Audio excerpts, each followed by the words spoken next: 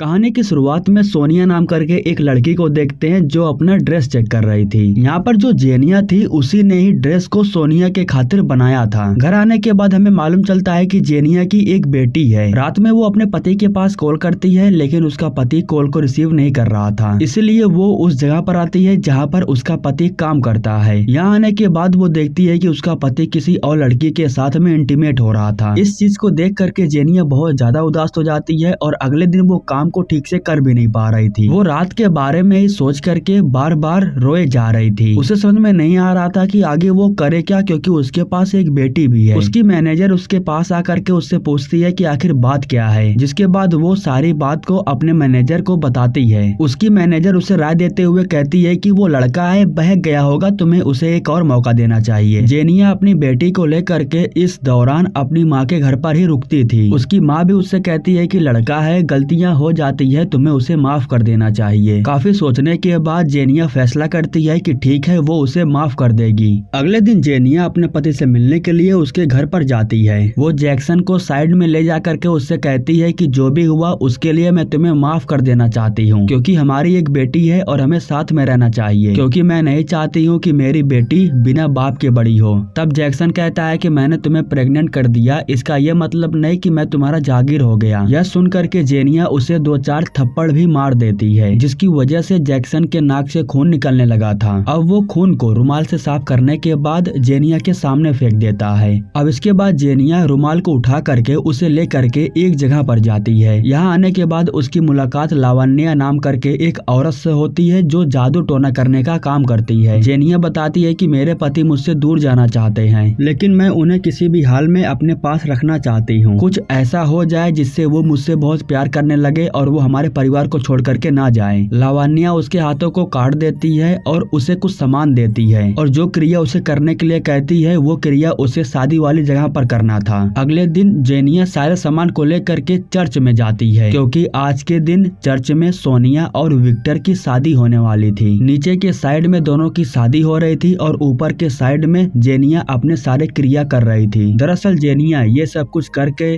Jackson के ऊपर वशीकरण करना चाहती थी। एक प्रकार से ये जादू टोना करने से जैक्सन उसके ही बारे में सिर्फ सोचने लगेगा। शादी के दौरान जेनिया वो सब कुछ करती है जो लावण्या ने उसे करने के लिए कहा था। खून को गिराने के बाद आखिरी में वो जैक्सन का नाम लेकर के सड़े हुए मांस को खा लेती है। इधर सोनिया और विक्टर की शादी भी हो चुकी थी। तभी सोनिया के नाक से खून बहने लगता है, तो विक्टर कहता है कि घबराने की जरूरत नहीं है, सब कुछ ठीक है। इसके बाद जेनिया भी चर्च के बाहर आ जाती है। बाहर आने के कुछ समय के बाद जेनिया अचानक से नीचे गिर जाती है। शायद कच्चे मांस खाने की वजह से उसके शरीर में कुछ रिएक्शन हो गया था, जिसके बाद विक्टर उसे उठा करके हॉस्पिटल लेके जाता है। सोनिया के पास वो लड़का आता है जो सोनिया से प्यार करता है, और वो उस लड़के से कहती है कि विक्टर मुझसे प्यार नहीं करता है, वो सिर्फ मुझसे शादी कर रहा था। इधर हम विक्टर को देखते हैं जो जेनिया की देखभाल कर रहा था। यहाँ पर हमें मालूम चलता है कि विक्टर एक डॉक्टर भी है। जब जेनिया को होश आता है तो वो छुट्टी लेकर के घर जाना चाहती थी, लेकिन विक्टर कहता है कि अभी तुम्हें आराम करना चाहिए, कल तुम यहाँ से चली जाना। यह कहने के बाद विक्टर बाहर की तरफ चला जाता है, और तभी वो एक कमरे में सोनिया को देखता है जो अपने एक्स बॉयफ्रेंड के साथ में चिपकी हुई थी। अब यह देखने के बाद विक्टर उसके साथ रहने के लिए साफ साफ इनकार कर देता है। हालांकि सोनिया इन सब के लिए उससे माफी मांगती है, लेकिन विक्टर उसे माफ नहीं करता है। अब रात के समय में हम देखते हैं कि जेनिया लेटी हुई थी। अचानक से जब उसकी आंख खुलती है तब उसे मालूम चलता है कि उसके कमरे में जैक्सन आया हुआ था। जैक्सन उससे कहता है कि मैं तुमसे बहुत प्यार करता हूँ, मैं तुम्हारे साथ में रहना चाहता हूँ, मैं कुछ समय के लिए बहक गया था, मुझसे बहुत बड़ी गलती हो गई, मुझे माफ कर दो। यह सब सुनने के बाद सोनिया भी उसे माफ करने के लिए तैयार हो जाती है। इसके बाद वो सोनिया को उठा करके उसके माँ के घर पर लेकर के जाता है, क्योंकि जेनिया ने अपनी बेटी को अपनी माँ के घर पर ही रखा था। अब जैक्सन अपनी बेटी और अपनी बीवी को साथ लेने के बाद वापस घर चला जाता है। घर जाने के बाद अब जैक्सन ज्यादातर समय अपनी बीवी और अपनी बेटी के साथ में ही बिता रहा था। एक दिन जेनिया जब काम पर वापस आती है तब वो सोनिया को देखती है। सोनिया अपने शादी के ड्रेस को वापस करने के लिए आई थी और वो इन्हें 1 रुपए भी नहीं देती है, क्योंकि वो जेनिया के ऊपर बहुत ज्यादा गुस्सा थी। उसे लग रहा था कि जेनिया की वजह से ही उसकी शादी टूट गई। तभी जेनिया को अपने पेट में काफी ज्यादा दर्द महसूस होता है। अब उसके साथ ऐसा क्यों हो रहा था ये उसे भी नहीं पता था। तभी जेनिया को एक औरत के रोने की आवाज सुनाई देती है, जिसके बाद वो उठ करके उस आवाज की तरफ जाती है। वो देखती है कि कपड़ों के बीच में एक औरत शादी का कपड़ा पहन करके खड़ी थी। वो जेनिया को पकड़ने की कोशिश करती है लेकिन अगले ही पल वो वहाँ से गायब हो जाती है। खैर अब इसके बाद जेनिया घर आ जाती है और देखती है कि उसकी बेटी उसके कमरे में नहीं थी, इसलिए वो उसे ढूंढते हुए उस जगह पर चली जाती है जहाँ पर जैक्सन काम करता है। यहाँ पर जेनिया सुनती है कि उसकी बेटी रो रही थी। दरअसल जैक्सन ने अपनी बेटी को कोने में बैठा रखा था। तभी यहीं पर जैक्सन आ जाता है और जेनिया कहती है कि तुम मेरी बेटी के साथ बहुत गलत कर रहे हो, तुम इस तरीके से उसके साथ व्यवहार नहीं कर सकते हो। जैक्सन कहता है कि मैं चाहता हूँ कि तुम मेरे साथ हमेशा रहो, तुम मुझे छोड़ करके जाया मत करो। तब जेनिया कहती है कि मुझे काम करने के लिए जाना ही होगा, मैं तुम्हारी रखेल नहीं हूँ। इससे जैक्सन बहुत ज्यादा गुस्सा हो जाता है, लेकिन बाद में वो जेनिया से माफी मांग करके उसे अपने साथ में रहने के लिए कहता है। अगले दिन हम विक्टर को देखते हैं जो जेनिया के मैनेजर को पैसे दे रहा था। वो कहता है कि सोनिया ने जो ड्रेस वापस कर दी है ये उसी के पैसे हैं, तुम लोगों को नुकसान ना हो इसलिए मैं तुम्हें ये पैसे दे रहा हूँ। जेनिया कहती है कि मेरी वजह से तुम्हारी शादी टूट गई, इसके लिए मुझे माफ कर देना। ठीक उसी समय जेनिया के पेट में फिर से दर्द शुरू हो जाता है और ये दर्द सिर्फ कुछ समय के लिए ही हो रहा था लेकिन बहुत ज्यादा हो रहा था। विक्टर जैसे ही उसे लेकर के बाहर जाता है तब यहीं पर जैक्सन आ जाता है और वो विक्टर को मारने लगता है। इन दोनों के बीच में फाइट शुरू हो जाती है, जिसके बाद जेनिया इन लोगों को शांत करती है। विक्टर के चले जाने के बाद जैक्सन जेनिया से माफी मांगता है और उससे कहता है कि मैं तुम्हें उसके साथ में देख करके बहुत ज्यादा गुस्सा हो गया था। जेनिया कहती है कि कोई बात नहीं,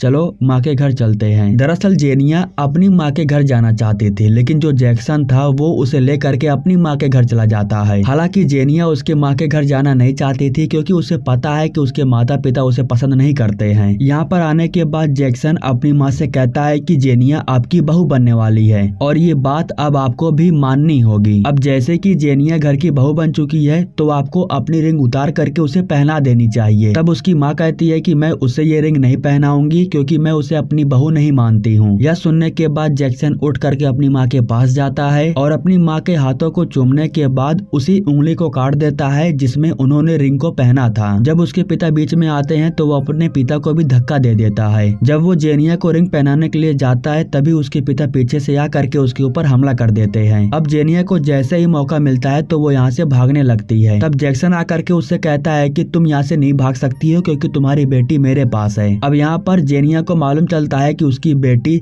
उसकी माँ के पास नहीं है बल्कि जैक्सन ने रखा है और उसने अपनी बेटी को उसी जगह पर रखा था जहाँ पर जैक्सन काम करता है। उसकी बात मान करके जेनिया अपनी बेटी को दोबारा लेने के लिए यहाँ तक आ जाती है, लेकिन अब जेनिया अपनी बेटी को लेकर के यहाँ से जाना चाहती थी और जैक्सन उसे जाने नहीं दे रहा था क्योंकि जैक्सन यही चाहता था कि उसकी बीवी और बेटी उसके साथ यहीं पर रहें। इसके बाद जैक्सन जेनिया के ऊपर हमला करके उसे बेहोश कर देता है। कुछ समय के बाद जब जेनिया की आँख खुलती है तो वो अपने आप को टब के अंदर पड़ी हुई पाती है और जो पेंट होता है वो उसके ऊपर गिराया गया था। जेनिया यहाँ से उठती है और टब में से बाहर निकल करके कहीं पर जा करके छुप जाती है। जब जैक्सन उसे ढूंढने लगता है तब जेनिया पीछे से उसके ऊपर हमला कर देती है और अपनी बेटी को लेकर के यहाँ से भाग जाती है। वो भागते हुए जैसे ही रोड पर जाती है तभी उसके सामने एक कार आ जाती है जिसमें एक औरत बैठी हुई थी और वो जेनिया को इस हालत में देख करके उसकी हेल्प करने लगती है। वो जेनिया को अपने साथ लेकर के जा रही थी लेकिन पीछे से जो जैक्सन था वो उसका पीछा कर रहा था। वो कार को रुकवाने में अपनी पूरी कोशिश करता है लेकिन वो औरत कार को नहीं रोकती है। इस दौरान जैक्सन का बहुत ही बुरी तरीके से एक्सीडेंट हो जाता है लेकिन ये लोग उस पर ज्यादा ध्यान नहीं देते हैं। इसके बाद हम देखते हैं कि जेनिया अपनी बेटी को लेकर के विक्टर के घर आई हुई थी क्योंकि उसे मालूम था कि वो विक्टर के साथ में यहाँ पर सलामत रहेगी। हॉस्पिटल में जाने से पहले विक्टर कहता है कि अगर तुम यहाँ पर रहना चाहती हो तो तुम यहाँ पर रह सकती हो, मुझे किसी भी प्रकार की कोई प्रॉब्लम नहीं होगी।